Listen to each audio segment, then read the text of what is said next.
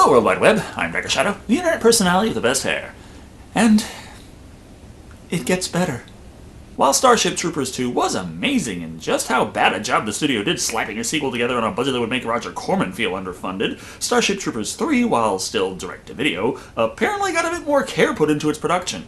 Specifically, this movie is actually connected to the events of the first, but not the second, and looks a fuck-ton more professional even though it only had a budget 23% higher than the second. Not to say it's an instant classic, mind you, as the movie still has a few odd things about it, such as while Casper Van Dien returns as Johnny Rico, he also, doesn't. His character doesn't really behave like Rico, and the backstory doesn't match either.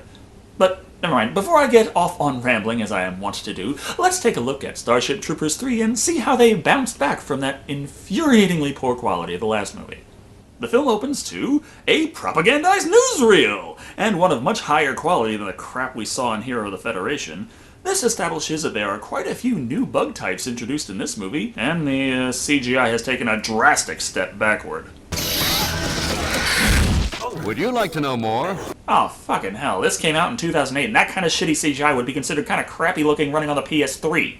They also point out that this movie will involve trench warfare, and like not using tanks in the first movie, the mobile infantry doesn't seem to think excavators are necessary when you can just give your soldiers some shovels and tell them to go Minecraft on the planet. Also, the new front line on Roku-san is a farm planet the bugs invaded, and the farmers are fucking idiots who blame the Federation for the war.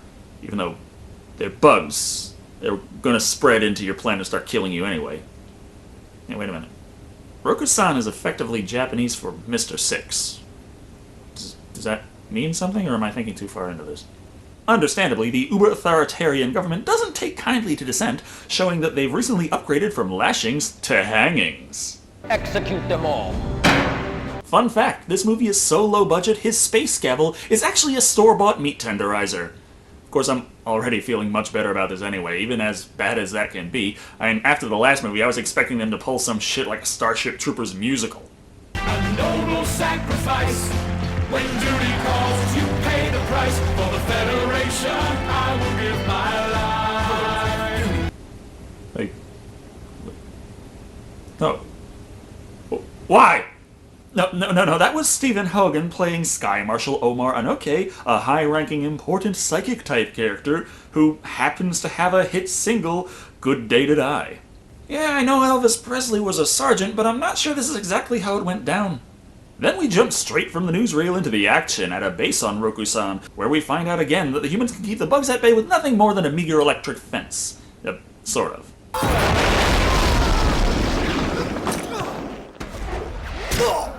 Well, at least they dug out all those trenches to protect them from projectiles that fire in a straight line that the bugs don't employ. But they only had to sacrifice their own mobility and their ability to use their weapons, which fire projectiles in a straight line. Look out, though. Rico has arrived to kick ass and take names. Give us a hand. Pick up that arm and find out who it belongs to. While you're at it, grab that head and don't give me any lip.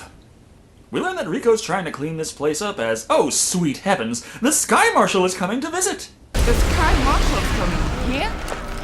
Ask me for an autograph, Lieutenant Mannion, and I will have you shot. Yeah, he's surrounded by bugs, trying to rip you apart deep in trenches in a war zone, but, oh, the Sky Marshal Omar is coming.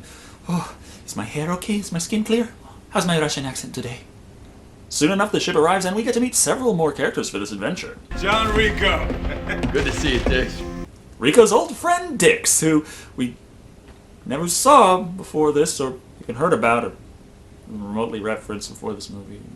He's played by Boris Kodjoe.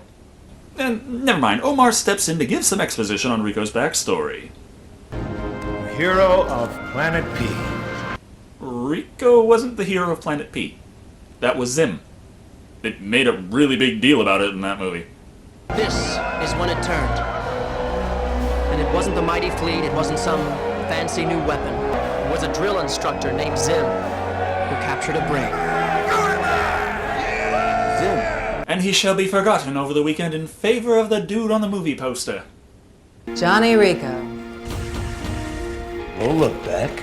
Who the fuck's that? Rico had plenty of friends in the first movie. Why is it we don't hear or see or anything about any of them for this entire movie's running time? Instead, we meet Jolene Blalock playing Lola Beck, who must have been Rico's third girlfriend way back when, but while he was away, she decided she liked dicks more and so hooked up with him. What's the joke? Dude, your name's Dix, it writes itself. Under direct order from the Sky Marshal, Rico takes his old friends, who he never saw before, to the cantina so they can catch up. Wouldn't you know, though, there happens to be several farmers at the bar who are very much annoyed to see soldiers walking in, ignoring the dozens of soldiers that were already there before our group walked in. And also, they are in a cantina in a military base, in trenches, and all that. It's, kind of like these idiots just walked into a Chuck E. Cheese and then complained there happen to be children everywhere. But what do you get when you combine military assholes, civilian assholes, large quantities of alcohol, and the amazing coincidence of a live broadcast of the execution of even more disobedient civilians? And why not go even further and have Dick shout out, "I fucked your wife," and have the farmer's wife walk in the door and go, "It's true!" This ends up being a fight between Dix and the farmers without the entire bar joining in, but when he goes to kill them, Rico stops him and is slapped with failure to obey a superior officer, which will have to wait, as wouldn't you know it. The power went out, there was no fucking backup, and the arachnids have no problem smashing through the shitty little electric fence and getting our first major combat underway. Come on, you apes! You wanna live forever? Yeah, we get it. They said it in every single Starship Troopers movie thus far. Well, at least it's not nearly as annoying as how they did it in Starship Troopers 2. Come on, you apes! You wanna live forever? Oh, well, come to think of it, I do have the sudden urge to go get myself killed. The CGI opponents are, as I said, incredibly shitty. But on the plus side, they did remember to load the guns with blanks for this movie. Also, they introduce another combatant for the arachnid side. Sure, the puppet tail on a single string doesn't look nearly as good as a lot of the animatronics out there, but you have to admit, compared to the rest of the creatures in this movie, this thing looks phenomenal. But it doesn't have too much of a role outside of collapsing the building, giving us a segue to assure us all that Captain Beck is okay, having taken the Sky Marshal off planet, and proceeds to awkwardly run into obvious character archetype after obvious character archetype, introducing several new faces around the 30-minute mark, who can be summed up as tough guy, Barbie doll, and potentially brain-damaged chef. By the way, guess which lucky bastards out there survive this? To the rescue pod now! We crashing, Captain? No, we're getting into the rescue pod. Why didn't they just tell him to go clean the fryer? So Captain Beck and her band of misfits take the pod down to the nearby planet, while miscellaneous grunts pilot a dropship down, but not to the same location, because that would be too easy. Point is, it's time for another newsreel, this time detailing how, in case you forgot, Rico is to be executed. But there also happens to be a citizen speaking out against the war as well, and his reasons are... And I have faith in God, not people! Thus begin the very heavy-handed use of religious themes in this movie. Brace yourselves, it's gonna be a bumpy ride. Also, despite being lost in space, the Sky Marshal still manages to give a presentation to Terran Command. This because Admiral Enolo Fid, played by Amanda Donahoe, simulates his presence with a military-grade Microsoft Kinect. You can tell it's a Kinect because her movements in the Sky Marshals don't exactly match up 100% right. Dix is visibly upset because, of course, his girlfriend was the one in the lost ship carrying the Sky Marshal, but holds his tongue, trusting they're working hard to get the SM back, and therefore will save the woman by proxy. Unfortunately, according to this classified information hidden within the Classified Information Trapper Keeper, they already know where they are as the Federation has received a distress signal, but are ignoring it. You were never here, Lieutenant. No, sir. Never. But we can all get this subplot rolling thanks to Darla Lamb, played by Jenny Stead, who, while listed below Joe Vaz in the movie's credits, I feel is much more important to the story other than paraplegic veteran who screams and curses a lot. The escape pod appears to have found itself somewhere on the planet of the apes, but alas, this is yet another planet of bugs. Seriously though, what the fuck are all these bugs eating when they move to all these other planets? I know Rokusan's a farm planet, plenty of food everywhere, but this is just a barren wasteland. There's fucking nothing for miles. Which also makes me wonder where the hell all the oxygen came from. And I'm thinking too hard into these science fiction movie storylines, aren't I? Thy kingdom come, thy will be done. Give it a break. Ah, yes, this is where the movie starts working extra hard to shoehorn in its religious themes. Barbie doll Holly Little, played by Marnette Patterson, is devout, but Beck is an atheist. Because... Give us this day our daily bread and You are really getting on my nerves. public prayer annoys her. Can atheists in movies ever come into their position for reasons that aren't fucking stupid? You're wrong, Captain Beck. God is everywhere, surrounding us. And surprise, surprise, Omar is in fact not only just religious-minded, but a prophet. Being a very potent psychic, he probably could have just been faking it all this time, but trust me, it's true. Nevertheless, they opt to march off to the shuttle, which isn't taking off and heading in their direction, because, point is, it's time for Rico's execution.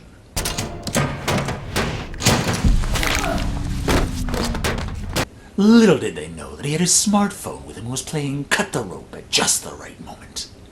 Actually, it's Dix again. Turns out, even though he's the one who sent Rico off to be killed in the first place, now that he needs people for a secret rescue mission for his girlfriend, Dix figures Rico is just the man for the job. Because everyone thinks you're dead. And the other 6 people that we're gonna get for this? Yeah, they don't require any kind of explanation at all. This extra top-secret technology is not the Q-bomb, however, because planetary annihilation is not just a game on Steam, but a great newsworthy topic for the masses. We also find out yet another occupation in Starship Troopers has been superficially gendered, as now even pilots are a female class. People say boys don't give good HED, but I do. Mostly, but again, with biological reasons behind these things, wouldn't it mean that it would make sense to just do hormone therapy to get the most out of your army? Logic? Please? See you in the cockpit. Would you like to know more? Yes, please. That rant out of the way, we're back with Rico and the big reveal of what exactly he'll be leading in this rescue mission. The Marauder project are the big power suits that are very important in the book, but not so much as they were just ignored for the first 2 Starship Troopers movies. But anyway, how important are they in Starship Troopers 3, Marauder? Well, they'll get to them. Eventually. First, we gotta get back to Tatooine and find that Beck is trying to get Dr. Wiggs, played by Danny Kayo, to back her in preventing the Sky Marshal from usurping the entire team with his god talk. Problem is, that night, the planet cracks open and Dr. Wiggs is killed shortly thereafter. So either God is on the side of bugs or bugs are on the side of God. Whatever way you look at it is not good.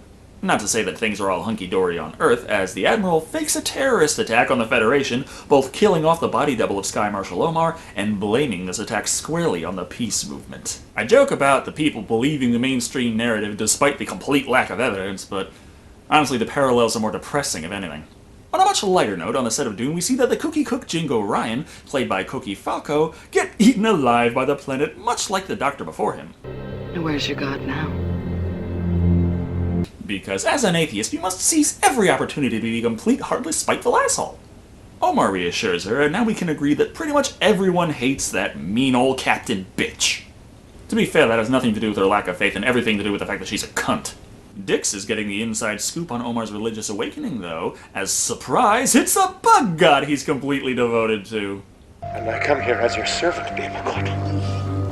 That thing has a name? So, everyone religious who's watching who maybe doesn't quite get why I, as an atheist, would be so upset at seeing a complete bullshit atheist character prominently in this movie, brace yourselves because the religious characters in this film are written just as shitty. Omar evidently connected to the bug god psychically, using the captured brain bug as a conduit. They came to various agreements, including Omar shutting down the electric fence at Rokusan because that, helped?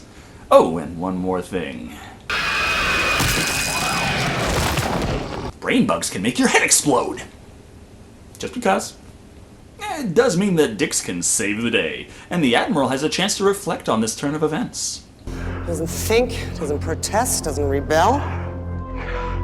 That's the kind of attitude that wins wars. Well, having an actual clear end goal kind of helps too. On top of that, Bull, played by Stelio Savante, has suddenly decided to propose to Holly. Did you ever marry an old monkey wrench like me? Only in a church, Bo. And on the honeymoon, it's gonna have to be in Cancun. And we're gonna need leather and chains. Oh, you are going to pray for God's mercy. The one true God. Beamakot. Oh, Omar, that's not God's name. It's Jehovah. Or Elohim. Or Yahweh. Or... Actually, could it be that? I mean, are there any rules against it? Maybe we should kill him. Well, that got dark fast. It's the wrong god! If you want to go down that road, movie, then technically Holly should have been trying to murder Captain Beck this whole time for being a non-believer. As luck would have it, once they reach the dropship, they find out everyone on board died. It somehow depressurized on the way down, and the autopilot took so fucking long they all suffocated. It still doesn't explain why the autopilot did not go down where the pod was going and just went on. But anyway, that does mean that since everyone is dead, I don't have to waste time bothering mentioning who played any of them. Oh wait, all the other people that I mentioned who played them seconds after died. So how long's Bo gonna last?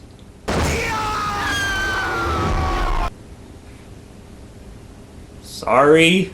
It's being McCartney. Well, how convenient it is that this ship that the Sky Marshal was not on just so happened to land exactly where Brain God would be. And you had to go to him even though he is everywhere because the Bug God is lazy? And to be fair, the motherfucker is ridiculously huge, and we see that Omar has promised total devotion to this monstrosity and intends to hand over the human race so that there can finally be peace by virtue of the fact that the bugs will rule over humanity. How the hell Omar has such pull that he can make people follow the Bug God religion, I really don't know. I mean, yeah, he is a pop star and high-ranking military official, but come on, even Holly wasn't stupid enough to follow him after she found out that God's a bug. In any case, Omar becomes one with God's digestive tract, and Holly decides as they are scared shitless, this is the perfect opportunity to convert the filthy atheist now that her guard is down. What is it, Lola? Could it be? A sign from the heavens? Or the Marauder team finally touching down on planet at the 87-minute mark. Took their sweet-ass time, didn't they? Which gives us our swarm action sequence, which, while still very low-quality CGI, is at night so it doesn't look quite as obviously bad as the earlier scenes. Point is, in 3 minutes' time, Beck knows damn well that the miracle had a very mundane explanation, as Rico walks up and rescues the woman in person. So now that the staunch asshole atheist realizes that not only did she change her mind for extremely flimsy reasons, but ones that turned out to be wrong, how will she respond? But if you want to marry me, we have to do it in a church. Didn't they say earlier that you had to be smart to join the fleet? And our story comes to a close with the Q-bomb destroying the planet-sized brain bug, no problem, the public execution of minor characters with no screen time outside of newsreel footage, and a sudden change in Federation policy not to suppress religion as an affront to Federation loyalty, but embrace it and manipulate the masses that way instead. Wonderful! So, you depicted atheists as overbearing assholes, and religious people as either worshipping evil bugs or manipulative humans. Congratulations! I mean, I don't know if any other movie out there could have pissed off more people on a personal level.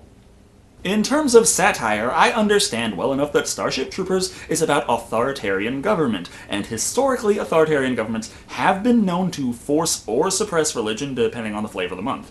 Still, the reason why it's a subject people try to avoid is because it's one of those things that the general public will only pick up on the points they disagree with and get pissed off at you for it. Hell, I've received enough angry messages about me shoving my non-religion down people's throats for simply mentioning that I happen to be an atheist when the topic comes up. Yes, if you want to push the boundaries and ask the big questions, you have to discard the shackles of common decency sometimes. But trying to point out all the flaws on all the sides of an argument doesn't really work with a human audience. Simply put, by picking on all sides, there isn't anyone left who will say they actually agree with what the movie puts forward. No, not one sign is shown as right while the other is wrong, but rather all signs are shown to be wrong for one reason or another, but it doesn't surprise me at all that a lot of people didn't like this movie, after seeing how ham-handedly it handled such a topic. But what do I think? Well, I like to rank movies based on more objective qualities, and honestly, as a film, this was put together a hell of a lot better than the second. The budget was only a little larger, but it was spread much more evenly, giving the film a consistent look that, while decidedly lower budget than the first, felt much higher quality than the second. The acting and plot were hit and miss, and the fact that Rico's character is pretty much Zim, but played by Casper Van Dien, doesn't help. But the overall flow of the movie and the use of propaganda newsreels to segue from act to act means that it actually feels like a Starship Troopers movie, so kudos to that. Overall, Marauder is a low-budget sci-fi action flick that doesn't ask the big questions, but tries to give the big answers to fucking everything, and pisses everyone off in the process. However, it is evident that some actual care went into the production of this movie, and it is at least entertaining, provided you're not at a scene where they are making fun of your side of the equation. Coming in at 3, Bohemia Quiticultsalacticus, whatever the fuck it's called, out of 5. Though, according to a lot of people, the final Starship Troopers movie, Invasion, is actually good. I don't know because I don't have it, and won't be able to get it for a while. Sorry. But thank you all for watching. I've been Decker Shadow. And remember, if you want your movie to make a profit, you should probably try to not piss off the entire human population. Unless your target audience is aliens.